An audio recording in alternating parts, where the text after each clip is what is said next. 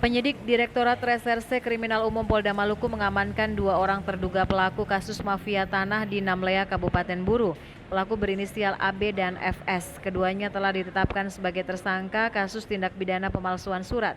PLT Kabid Humas Polda Maluku AKBP Aris Aminullah bersama Direktur Reskrimum Polda Maluku, Kombes Pol Andri Iskandar dan Kabid Pengendalian dan Penanganan Sengketa BPN Provinsi Maluku Hardian Syah mengungkapkan dalam kasus tersebut terdapat 3 pelaku.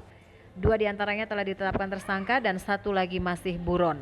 Kedua tersangka disangkakan pasal 263 ayat 1 KUHP dan pasal 385 ayat 1 Junto, pasal 55 ayat 1 dan pasal 56 ayat 1. Kronologis penanganan perkara tersebut berdasarkan sertifikat hak milik nomor 202 tahun 1995 dikeluarkan oleh BPN Maluku Tengah. Kemudian diganti menjadi sertifikat hak milik nomor 226 tahun 2022 dikeluarkan oleh BPN Buru karena perubahan wilayah administrasi atas nama Hajah Capade dan akta jual beli nomor 17 garing PPAT garing 1986 tanggal 29 Juli 1986 menyatakan bahwa Hajah Capade adalah pemilik sah atas sebidang tanah seluas 14.570 meter persegi. Tanah tersebut dibeli Hajah Capade dari tersangka AS tanggal 1 Juli 1981. Namun sekitar tahun 2014 terlapor AB memberi kuasa kepada tersangka FS dan tersangka SGU untuk menjual tanah milik Hajah Capade kepada para pembeli tanah tanpa sepengetahuannya sebagai pemilik tanah. Para pembeli sudah melakukan pembangunan rumah di atas tanah tersebut sehingga sampai saat ini ahli waris dari Hajah Capade yaitu Muhammad Dermawan tidak dapat menguasai tanah milik orang tuanya.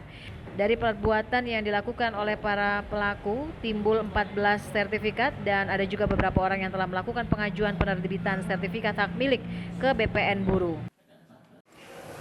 Perkara ini termasuk dalam target operasi mafia tanah tahun 2023.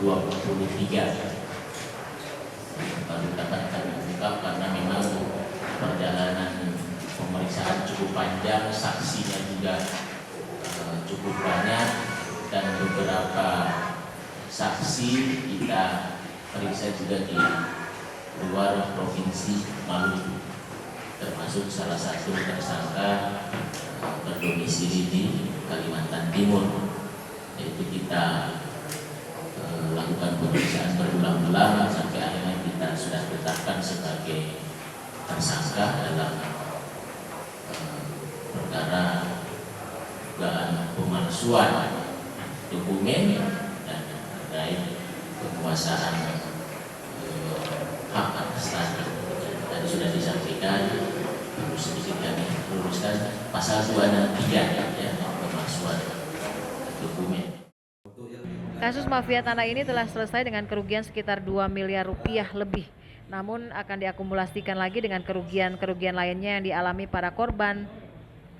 Selain mengamankan 2 tersangka, penyidik di Treskrimum Polda Maluku juga mengamankan sejumlah barang bukti surat atau dokumen atau sertifikat lahan. Christine Sipahelut Kurniawan melaporkan.